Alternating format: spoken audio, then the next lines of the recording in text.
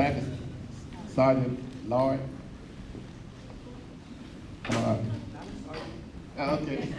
Well, anyway, we're glad you could come out. We really appreciate it.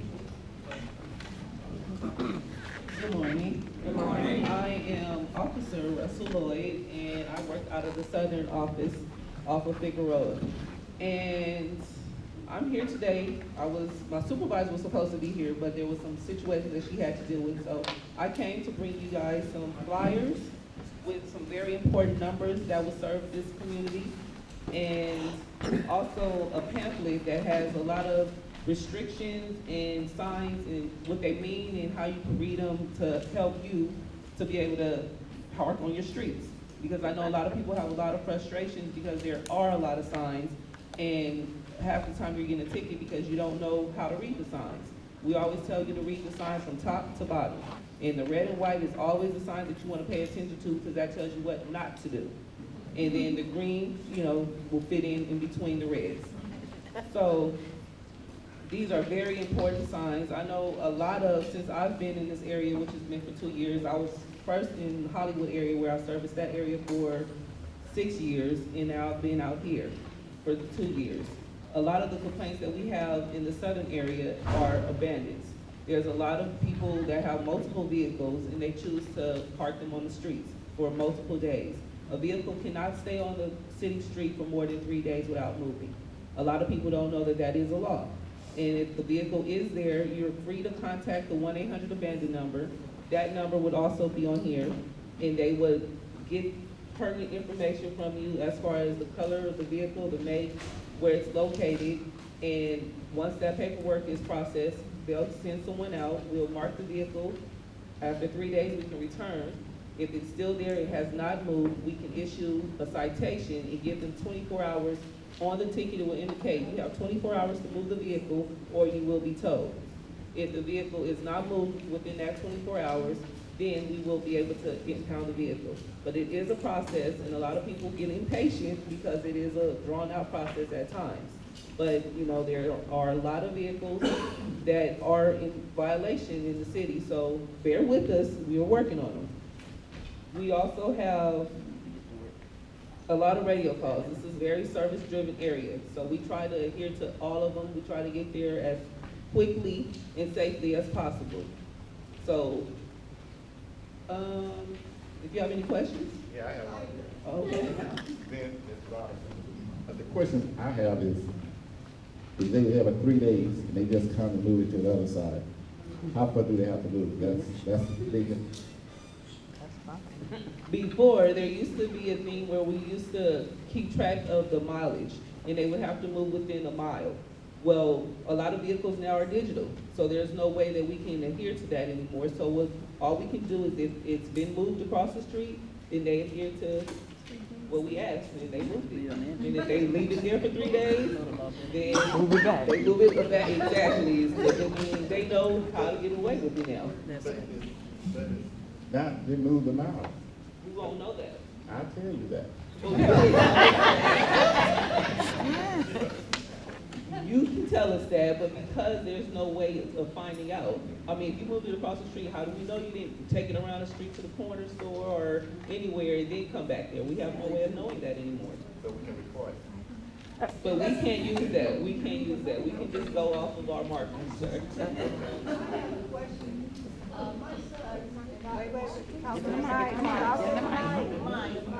Our son got a parking ticket, and the street is being redone, repaid and worked on.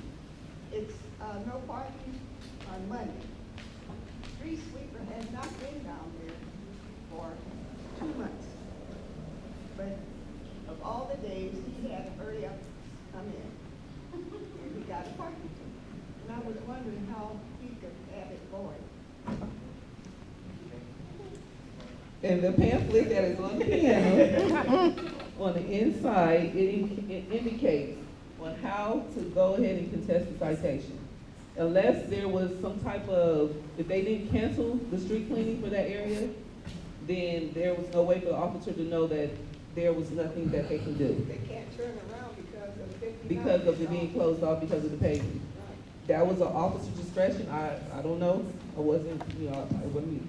So, all I can do is tell you, get that pamphlet right there and have him contact, but he has 21 days that he has to be able to contest it. If he does not contest the citation within 21 days, then he gives up the right to contest it.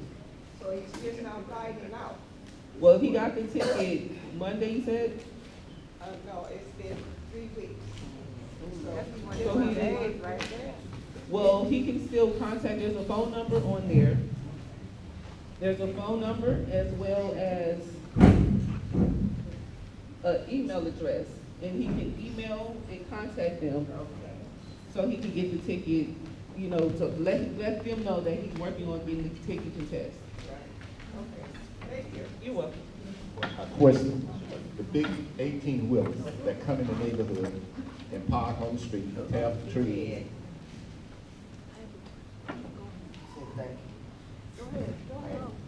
That tap the trees and everything, and they come in and they have the bed on it. Yes, and they stay like 3 or 4 days. And I don't know whether he lived there or what, but he tapped the trees up. And is it that different if can he park there without the trailer or just the cab? No, it's still a commercial vehicle, so he's still, even if it's unattached, he still cannot be there. So how long would it take to come out? Well, you can call this number right here. Right here, communication center. Yeah. Give them a call, and then they will have someone come out and enforce it for Comrade. Now, once he's issued the citation, he can stay there. Sorry. Once he's issued the citation, well, once you call that number, you can have someone come out and issue the citation for commercial residential.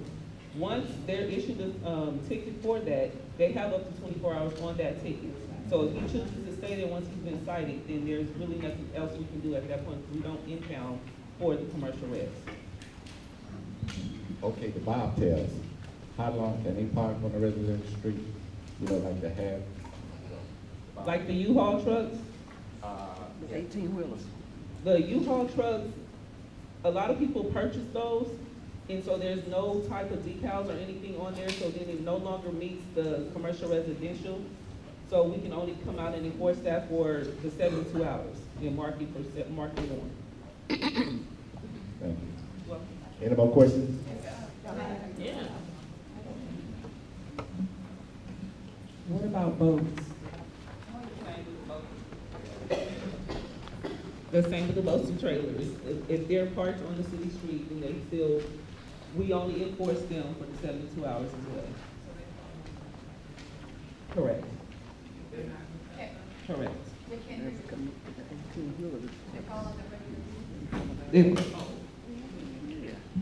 So even if they're not hooked up, they're just like chilling on the Unfortunately, yes.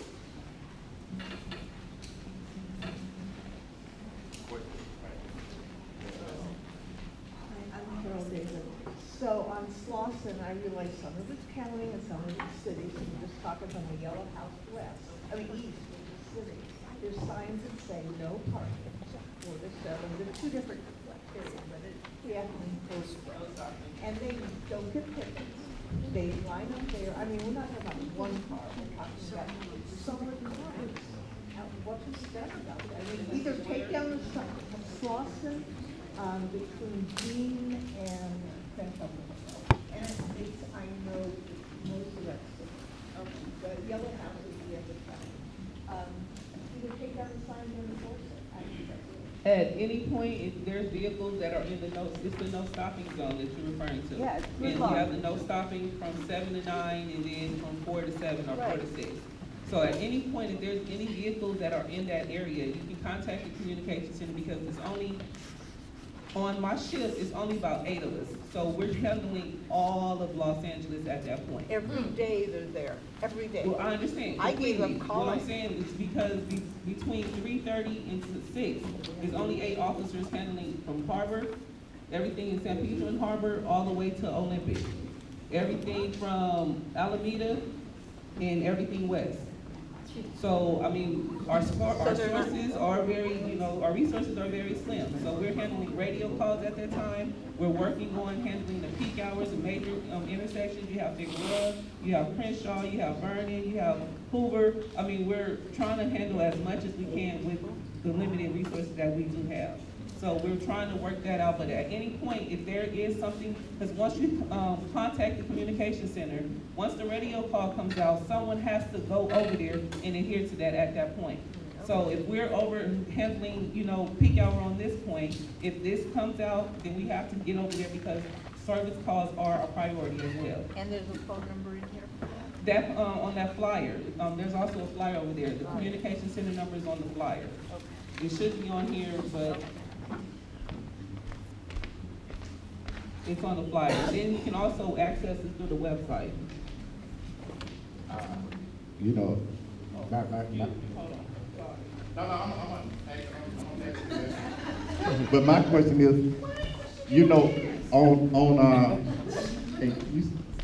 my question is this, that they be doing it on Olympic. You go on Olympic Park, you will get a ticket in the afternoon for 4 cents. But see, over on our area, don't nobody show up at any time. Or up and down Crenshaw. That's our problem we have. On Crenshaw we have, because I've been on Crenshaw all week in 4C. And as well as there's a stretch in between Stocker and by Lamert. And I just asked my supervisor about that because I was on maternity leave. And so I just came back this week, and before I left, we were enforcing that, impounding everything over there. We're chasing cars away. If they're parked there, if they're in the vehicle, we chase them away and give them an opportunity to move. If they choose not to move, they get out their vehicle, they will be cited and towed. By the time the tow trucks get there, that's another story. By that time, they'll probably just end up with a ticket because we can't tow them if the truck is not there. But as far as that little stretch right there, I'm not sure it's because they're doing construction work on Crenshaw, but they blacking out the signs. So once those black things are on the sign, we cannot enforce those. And in between Stocker and about Lamert is all trash bags on the no stopping peak hours, so we cannot enforce those. So I have made mention to that to my supervisor, who was looking into that to figure out, is that just because of that and how long that period will be? My question, I know you primarily do vehicles and all that other kind of stuff, but in the placement of stop signals, like if we wanted a stop sign at a particular corner or a flashing light thing like they have at West Angeles Church on there, where the whole church is, where they cross by the Burger King, if we wanted to get one, say, at 54th and 11th Avenue, how would we go about that? Would we utilize traffic or? Well, that also falls under Department of Transportation, but it's just not our division. So what you would do is the information on the back, you can go on their website, la.org. It's ladot.lacity.org. And you can contact them as far as what location. What they would do is they would come out and then they would look and see if the area needs one. Once they evaluate it and they feel like there is a necessity, then they will make that decision to put one in.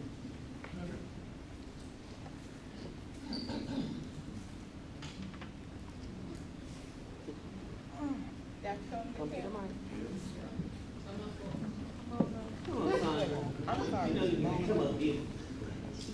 Thank you, I'm sorry. I know better. Oh, What did you do? Good morning, officer. Do you guys have any officers on night detail in this area? Yes, they do have night officers. The AM officers are no longer housed out of Southern though. They are out of Central in Hollywood, and then they send so many officers into the area to handle the nighttime, basically. Okay, so is there a peak between the first and 30th of the month or anything? No, there's no peak that I'm aware of. Transcriber cannot, transcribe all of it. Right now. there's no more questions, I want to thank you for coming out. I got one. Thank you all. Okay, you have a nice day now. Okay.